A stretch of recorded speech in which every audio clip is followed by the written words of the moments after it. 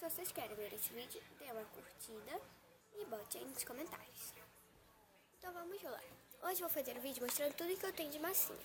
Eu tenho isso aqui cheio de formato. Gente, eu tô resfriada, tá? Então às vezes vocês vão ver o meu espirrando e fungando. Essa tampinha de água mineral. Esse formato de laranja ou banana. Quadrado. Coisa biscoito. Pedaço de tortinha. Torta. Milho. Coração. Estrelinha. Círculo. Flor. Fern. Pera. Frango. Coração. Flor da sorte. Maçã. Cogumelo. Peraí. Desculpa. Flor. Golfinho. Desculpa de novo. Foca.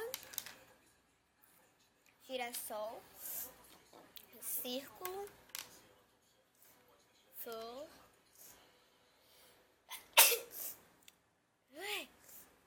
Borboleta.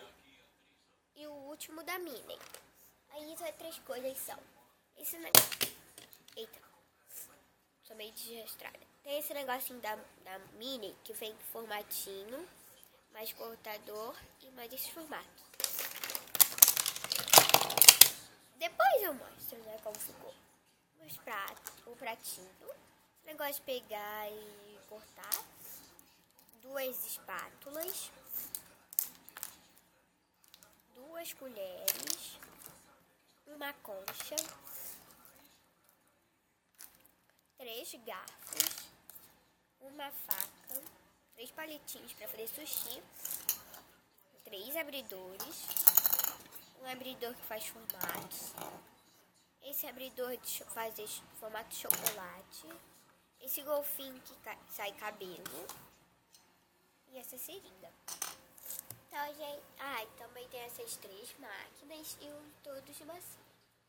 Se vocês querem que eu faça vídeos mostrando como fazer comidinhas de massinha, se vocês tiverem, ou pedir pra mãe comprar e a mãe comprar, e vocês quiserem que eu faça algumas comidinhas, bote aí nos comentários e bote o nome da comida que vocês querem que eu faça. Um beijão, tchau, tchau!